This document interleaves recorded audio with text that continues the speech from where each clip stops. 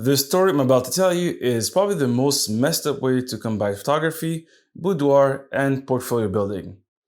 I still can't believe it happened. This is a fair warning, but every photo in this video will be censored just to protect the privacy of the person involved because I believe these are true people. Also, please don't go look it up. Don't harass the people if ever you find them. It's not necessary. Now, back to the story. On Facebook, a mature woman decided to share some photos that she took with a photographer of herself. Cool, right? I mean, it's great that she hired a photographer to get some model shots out of her. She's a fairly good looking lady, and she shared them on Facebook with all her friends. There's just one bit of a problem though. The photos were a bit spicy. So the photos I'm showing here depict a mature woman dressed in a very, very light manner, let's just say. Sometimes she's in a villa, sometimes she's on a boat, sometimes she's outdoor in nature, which is great. Please touch some grass whenever you can. But again, the photos that she shared with the public here on Facebook are showing her in her most natural way.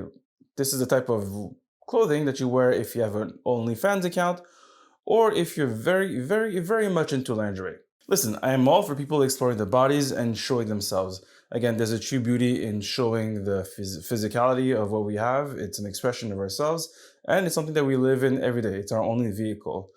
The only issue is that one, it's shared on Facebook, which is not known to tolerate a lot of nudity, and two, oh God, it's gonna make me sick. I didn't tell you one thing because this is the worst part of this entire video. Who took those pictures?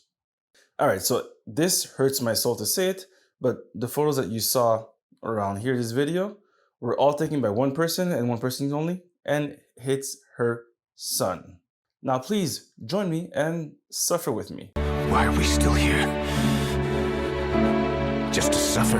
All right, so you can have your doubts. It could be like a 4chan super troll that has decided, you know what, I'm just going to troll the internet with this, and hopefully a YouTuber will pick it up and then share it with his wide-ish public.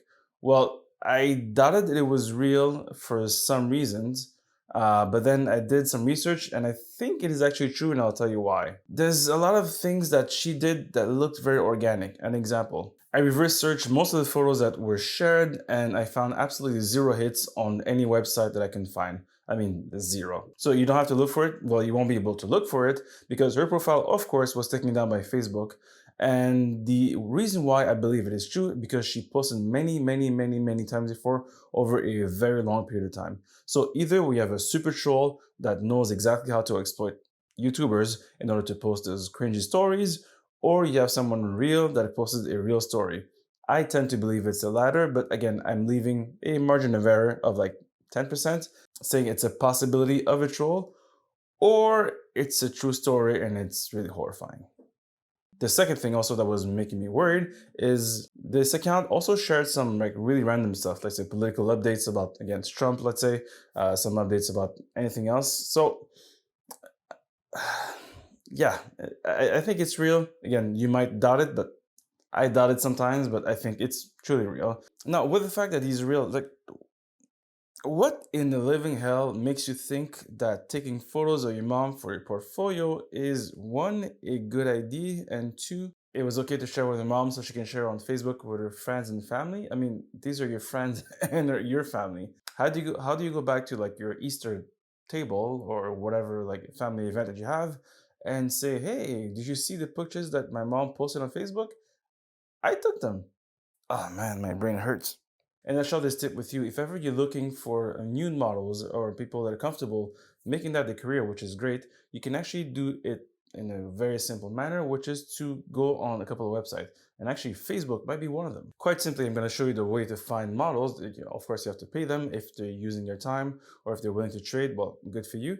But the best way to approach it, it will be to go on Facebook, go type your city, go type models, and then search and join those Facebook groups that have people that are willing to actually do these type of shoots and they're comfortable with the nudity settings. I have a couple of friends that do that for a living and they're experts, they know what to do, they are respectful, they will keep the distances and nothing ever weird will happen with them, which is a great thing. And the benefit of that, you have a wide variety of people to work with. So let's say you have a preference for the body type or skin color or any genre, then you can actually go and search specifically. You just have to post an ad and people will respond according to your budget and needs, etc., etc. and you can find a lot of resources online to help you get those photos without using your mom. So this is by far the weirdest boudoir thing I've ever seen in my life. And if ever you have some other weird stories, not necessarily exactly like that, I like to hear those stories and share them with you guys. So please hit up my inbox. You can find me on Instagram. It's pretty simple. It's evensb, and I'll take a look.